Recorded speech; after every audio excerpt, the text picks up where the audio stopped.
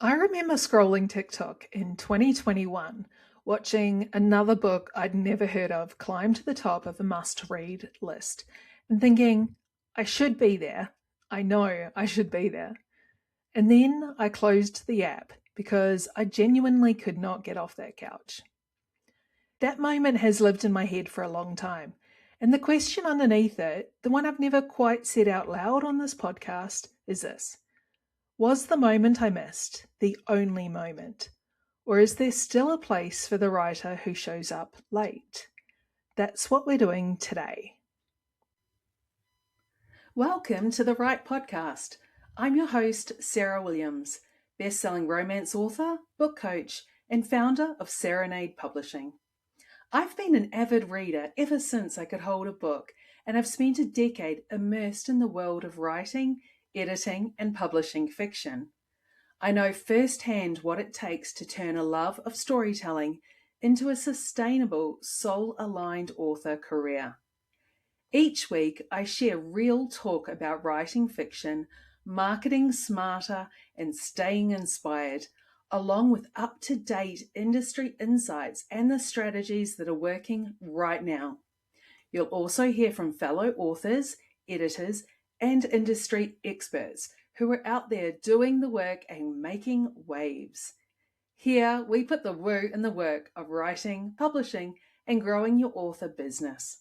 Think of this as your creative business pep talk, packed with heart, hustle, and a little bit of magic. So get cozy and join me. Your writing journey starts now. Hey scribe, Sarah here, and thanks for spending this time with me today. Let me take you back to 2020. COVID hit, bookstores closed, and readers, suddenly stuck at home with nothing but time, found their way to a corner of TikTok called BookTok. And what happened next was something the publishing industry hadn't seen since Oprah's book club. A hashtag became a discovery engine. Readers weren't reviewing books, they were reacting to them, crying on camera, screaming, holding up their highlighted copies. And the algorithm, which rewards emotion above almost everything else, absolutely ate it up. The biggest beneficiaries? Indie romance authors. Because romance is built for exactly that kind of reaction, the slow burn, the betrayal, the moment the love interest finally says the thing. Romance readers don't just read, they feel loudly, and TikTok gave them somewhere to put it. The wave started in 2020, but here's what people get wrong. They talk about BookTok in the past tense, like it was a pandemic anomaly that faded when the world reopened. It didn't. According to data reported by Publishers Weekly, BookTok was directly attributable to approximately 59 million print books sold in the US in 2024. That's roughly $760 million tied to a single Discovery Channel.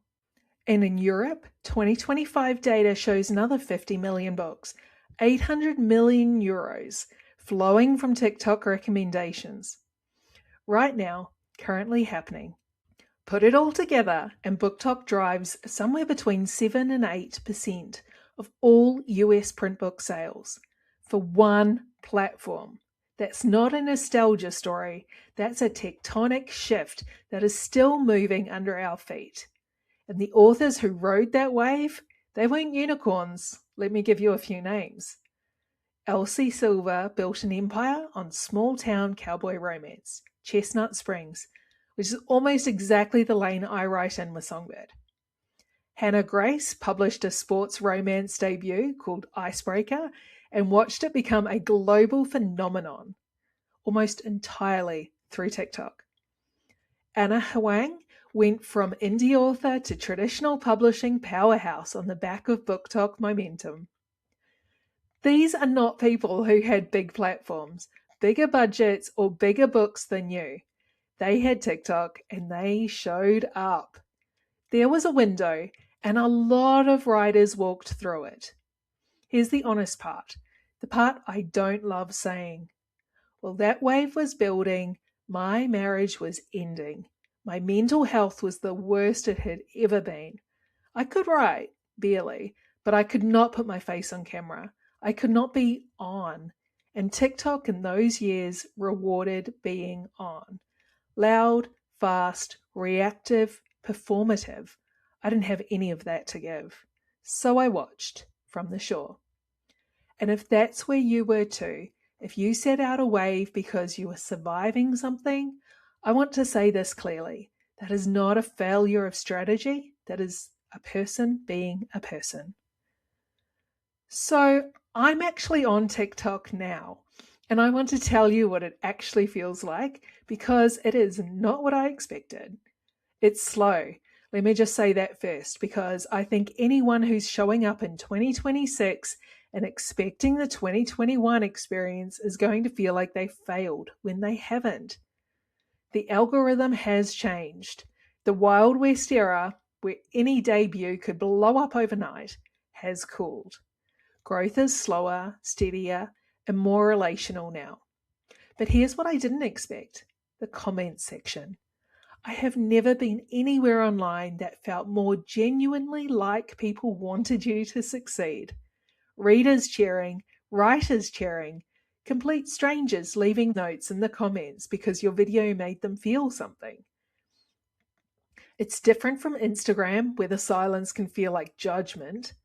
On TikTok, imperfection lands. A shaky video with a real thought in it consistently outperforms a polished one with nothing to say.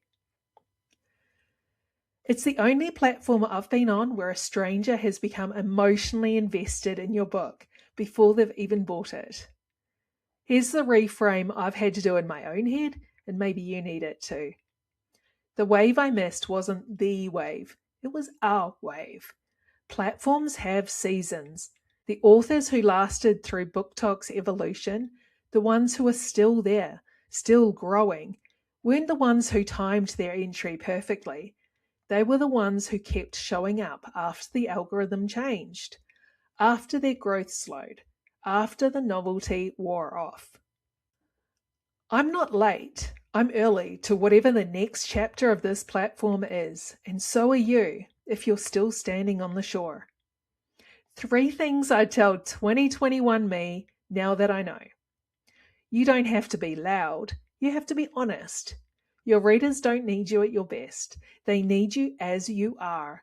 And the cost of not showing up, the books unread, the readers who never find you, is higher than the cost of showing up imperfectly every single time.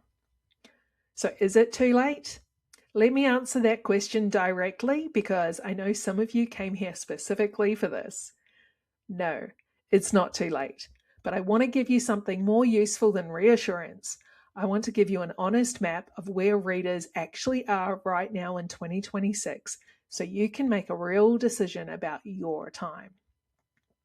TikTok and BookTok, still the single biggest book discovery engine for fiction, especially romance. And I want to push back on something here because I hear it constantly.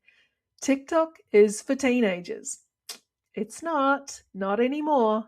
The platform's fastest growing demographic is women aged 25 to 50, which is, not coincidentally, exactly who reads romance. If your reader is a woman in her 30s or 40s with a Kindle and a book hangover, she is almost certainly on TikTok. Your assumption that you're too old to be there or that your readers are too old to be there, that assumption is costing you. What's changed from the early days in what works? Consistency, niche, and collaborating with other creators matter far more than chasing virality.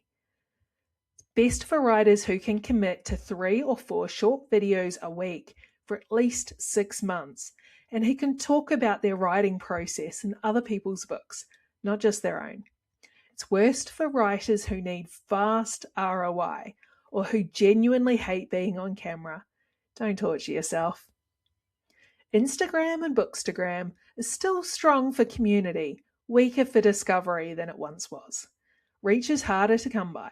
Saves and shares matter more than likes. The useful thing? If you're already making TikToks, you can repost them as Reels for free. It's not a second platform, it's a second window. Threads. This one surprised me. After X became unusable for a lot of writers, the literary community quietly moved to Threads, and the bookish corner there is dense and genuinely active. It's text first, conversational, low production. It suits introverts. It suits quiet achievers. It suits people who have something to say but don't want to be on camera to say it. If that sounds like you, it might be worth 10 minutes of your day. Now, here's the part I want you to really sit with, because I think it's the most important strategic point in this entire episode. You do not own any of it. Not your TikTok following, not your Instagram audience, not your Threads community. Every single follower you have on every single social platform is sitting in a house that belongs to someone else. TikTok can be banned, and we watched that almost happen. Instagram can change its algorithm overnight and cut your reach by 70%, and we've watched that happen repeatedly. A platform can decide tomorrow that it no longer wants to show your content to people who ask to see it, and there is nothing you can do because you are a tenant. You are not the landlord. Your email list is the only real estate you actually own. Those subscribers choose to let you into their inbox. No algorithm stands between you and them. No platform can take them away. If every social media app disappeared tomorrow, and honestly, stranger things have happened, your email list is what you'd have left. It's the difference between building on rented land and building on ground you hold the deed to. So here's how I want you to think about social media from this point forward. It is not the destination, it is the doorbell. The entire point of every TikTok, every Reel, every Threads post is to get your reader off that platform and onto your newsletter. That's it. That's the job. You are not trying to build a TikTok following. You are trying to convert a TikTok viewer into an email subscriber, because that is the relationship you actually get to keep. Social media is where readers find you. Your email list is where they stay with you. Don't confuse the front door for the living room, and don't spend all your time decorating a house you don't own. And my actual answer to is it too late? The question itself is the trap. Too late assumes there was one moment. There wasn't. There was a moment for Hannah Grace. There was a moment for Colleen Hoover. There will be a moment for someone listening to this episode. And the only thing you can do to be ready for it is to already be showing up when it arrives. If you've been waiting until you feel ready, until your hair is right, until the book is out, until the kids are older, until you're not grieving something, I waited 5 years, and I'm here to tell you, the version of you that's surviving something is the version your readers actually want to meet when you're ready to meet them. So here's what I want you to do this week. Just one thing. Pick one platform, not 3. The one where you can imagine yourself still posting in 18 months when the numbers are small and the growth is slow and there are no guarantees. Pick the one you could sustain on a hard day. And then every time someone connects with what you share, every comment, every save, every reply, your one job is to give them a reason to come find you somewhere you actually own. Link in bio, sign up in the caption, a freebie, whatever works for you. Just get them off the platform and into your world. Show up on the days that you don't feel like it, more than the days you do, because that's the whole job, really. That's always been the job. I hope this episode resonated with you. Thanks so much for being here today, and I'll see you next week on the Right Podcast. Thanks so much for listening to the Right Podcast. If you enjoyed today's episode, it would mean the world if you'd leave a review and share the show with your writer friends. It helps more creatives find their way to us. And don't forget to follow Serenade Publishing on Instagram and TikTok for more writing tips, publishing advice, and exciting events to keep you inspired. Keep writing, keep dreaming, and know that I'm here to support you every word of the way.